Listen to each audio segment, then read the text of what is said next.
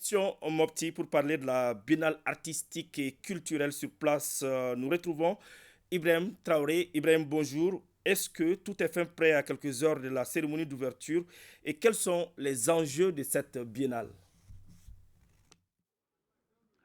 Oui, bonjour Abdoulaye Sako, mesdames, messieurs, bonjour, bienvenue ici donc au stade Barema Bokoum de Mopti où il fait 36 degrés hein, et le thermomètre annonce également un peu plus de 40 degrés ici à Mopti, donc qui s'apprête donc à accueillir le lancement de cette 23e édition de la Biennale artistique et culturelle. Déjà, nous sommes, comme vous le constatez, au stade Barema Bokoum, malgré la chaleur, hein, Abdoulaye Sako, déjà le monde commence à venir, du monde commence à venir dans ce stade Barema Bokoum pour assister à l'ouverture de cette biennale artistique et culturelle édition 2023. Alors, vous l'avez dit, hein, l'enjeu de cette biennale, c'est la reprise. Après 13 ans d'arrêt et dans un contexte assez particulier au Mali.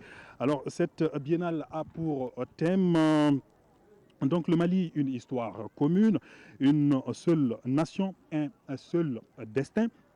Alors pourquoi ce thème? L'explication vous sera donnée au cours d'une chorégraphie ici donc sur scène, sur la pelouse ici avec plusieurs jeunes venus des 19 régions et du district de Bamako.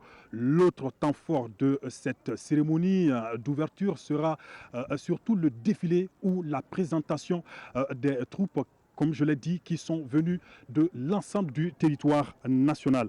Alors, l'autre fait marquant à attendre ici, donc, ce sont des différentes interventions. Le maire de la commune urbaine de Mopti va souhaiter la bienvenue aux uns et aux autres. Le ministre en charge de la culture va également s'adresser à ce beau monde attendu ici et donc à Mopti.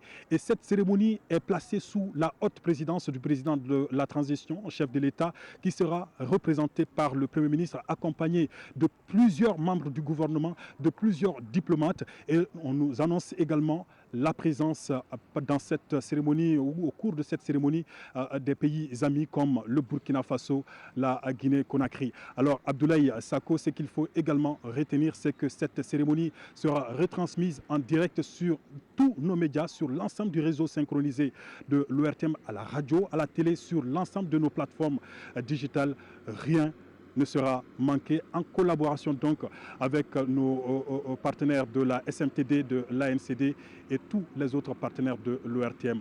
À ne pas manquer la cérémonie d'ouverture tout à l'heure à partir de 15 heures.